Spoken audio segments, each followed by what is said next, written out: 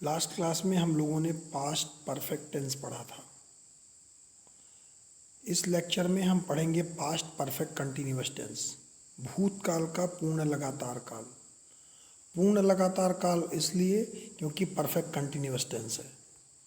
अब इस काल में वाक्यों की पहचान कैसे होती है? इस काल में वाक्यों के अंत में रहा था, रही थी, रहे थे इत्यादि शब्द आते हैं तथा बीच में समय से आता है। समय से का मतलब कि समय भी दिया रहता है।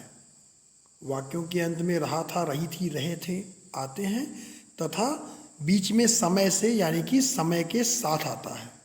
अब हम देखते हैं इसका नोट से रिलेटेड सबसे पहले हम आएंगे अफर्मेटिव वाक्य में। Affirmative means simple sentence. आपका सिंपल सेंटेंस के लिए क्या होता है? अफर्मेटिव वाक्य के लिए आपका हेल्पिंग वर्ब। हेल्पिंग वर्ब में हम हैड बीन लगाते हैं। हेल्पिंग वर्ब के लिए इस काल में हम हैड बीन लगाते हैं और मुख्य क्रिया जो मेन वर्ब होता है उसमें आईएनजी लगाया जाता है। ठीक है, मेन वर्ब के फर्स्ट फॉर्म में आईएनजी लगाएंगे। हेल्पिंग वर्ब के लिए हम हैड बीन का यूज करेंगे। नेक्स्ट नेगेटिव यानी कि नकारात्मक। अगर नकारात्मक वाक्य है तो हेल्पिंग वर्ब जो आपका हैड बीन होता है उसमें सबसे पहले सब्जेक्ट, उसके बाद हैड, उसके बाद नॉट और उसके बाद बीन लगेगा। यानी हैड और बीन के बीच में आपका नॉट लग जाएगा। क्लियर? ये नेगेटिव के लिए होगा, हैड और बीन के बीच में आपका नॉट लग जाएगा। अब आते हैं हम इंट्रोगेटिव यानी कि प्रश्नवाचक पे। प्रश्नवाचक प्रथम जो होता है इसमें सहायक क्रिया जो होती है, आपको पता है हैड बीन सहायक क्रिया होती है, तो इसका सहायक क्रिया जो होती है क्या शब्द के लिए, क्या के लिए, ये जो हैड है इसको वाक्य के प्रारंभ में हम लगा देते हैं बस। यानी कि पहले हैड लगाएंगे, उसके बाद सब्जेक्ट लगाएंगे और उसके बाद में फिर हम बीन लगाएंगे। ये होगा टाइप 1 में, इंट्रोगेटिव टाइप 1 में। इंट्रोगेटिव टाइप 2 में क्या होगा? इंट्रोगेटिव टाइप 2 में क्वेश्चन वर्ड्स जो होंगे, प्रश्नवाचक शब्द जो होंगे वो वाक्य के प्रारंभ में लग जाएंगे बस, आपके स्टार्टिंग में। और इन वाक्यों में एक खास बात और होती है, क्योंकि ये परफेक्ट कंटिन्यूअस टेंस है इसलिए मैंने आपको प्रेजेंट में भी बताया था कि निश्चित समय के लिए सिंस और अनिश्चित समय के लिए फॉर का प्रयोग किया जाता है। निश्चित समय के लिए सिंस और अनिश्चित के लिए फॉर। और प्रश्नवाचक सेकंड टाइप में प्रश्नवाचक शब्द जो होगा वो आपका पहले आ जाएगा। अब हम देखते हैं रूल फॉर ट्रांसलेशन, यानी कि इसका अनुवाद का नियम क्या होता है। सबसे पहले आपका क्या आ जाएगा? सब्जेक्ट आ जाएगा। सब्जेक्ट के ठीक बाद आपका हेल्पिंग वर्ब। हेल्पिंग वर्ब आपका had been, always had been. उसके बाद वर्ब के फर्स्ट फॉर्म में आईएनजी यानी मुख्य क्रिया के पहले रूप में आईएनजी लगाएंगे, ऑब्जेक्ट लगाएंगे। ऑब्जेक्ट के ठीक बाद सिंस या फिर फॉर, ये निश्चित या अनिश्चित को डिसाइड करने के बाद लगेगा। निश्चित समय है तो सिंस, अनिश्चित है तो फॉर, और लास्ट में अगर कुछ बचता है तो एटसेट्रा। ठीक है, हम चेक करते हैं एग्जाम्पल्स से क्लियर होगा कोई भी चीज़, जो भी सेंटेंस है डिफरेंट टाइप के। सबसे पहले हम साधारण वाक्य चेक करते हैं। साधारण वाक्य हमारा है, हम 2 घंटे से मैच देख रहे थे। पास्ट परफेक्ट कंटिन्यूअस का अफर्मेटिव सेंटेंस है ये। हम 2 घंटे से मैच देख रहे थे। देन सबसे पहले क्या आएगा आपका? ये वी आ गया। ये वी जो है ये आपका है सब्जेक्ट, उसके बाद हैड बीन, फिर फर्स्ट फॉर्म में आईएनजी लुक का लुकिंग, मैच ये आपका ऑब्जेक्ट हो गया। फॉर 2 आवर इसलिए लगा क्योंकि 2 घंटे अनिश्चित समय है। देन क्या हो गया? We had been looking match for 2 our.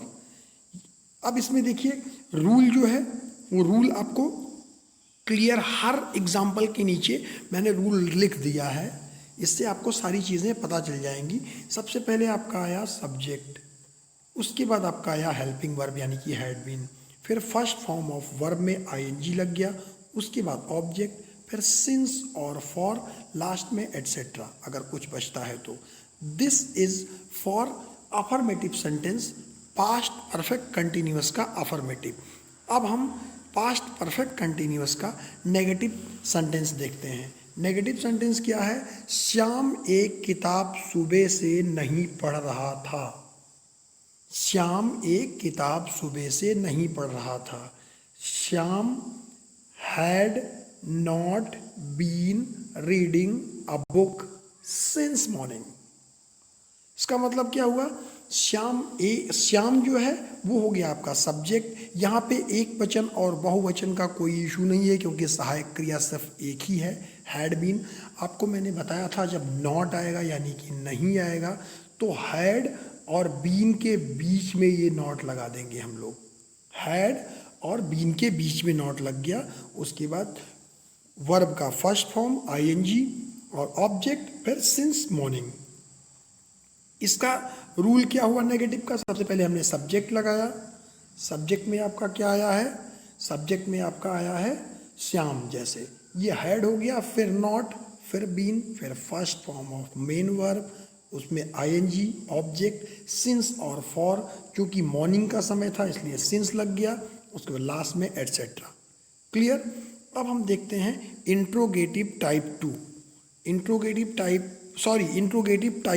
Interrogative type 1 में प्रश्नवाचक प्रथम में उदाहरण चेक करते हैं। एग्जाम्पल है, क्या वह सोमवार से एक गाना लिख रही थी? क्या वह सोमवार से एक गाना लिख रही थी? देन हो गया आपका had she been writing a song since Monday. Had she been writing a song since Monday.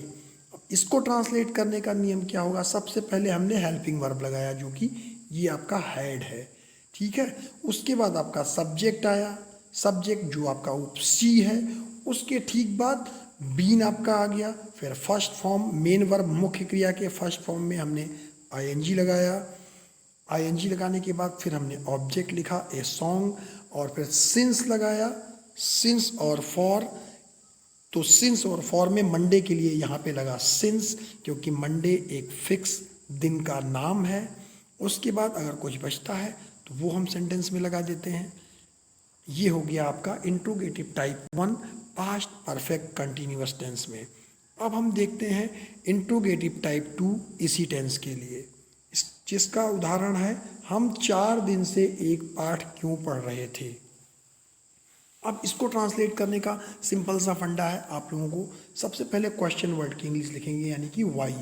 Y के बाद फिर हैड, हैड के बाद फिर we been reading a lesson for 4 days. For 4 days cause 4 दिन, not decided a fix time. ये एक निश्चित क्लियर टाइम नहीं है।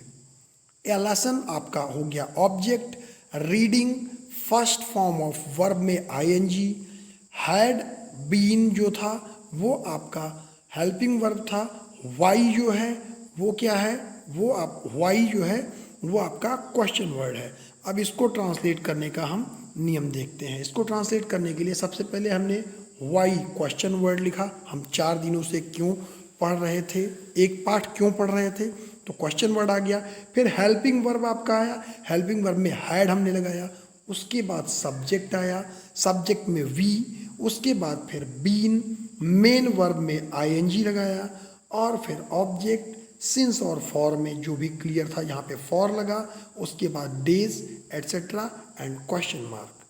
That will be past perfect continuous tense interrogative type 2।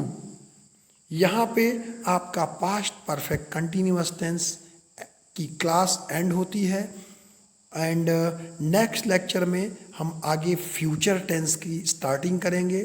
So be carefully, study on continue, study करते रहिए आप लोग, और कोई भी इशू आए तो ज़रूर कमेंट करते रहें, कहने की ज़रूरत नहीं है, बस अपनी स्टडी पे ध्यान दीजिए।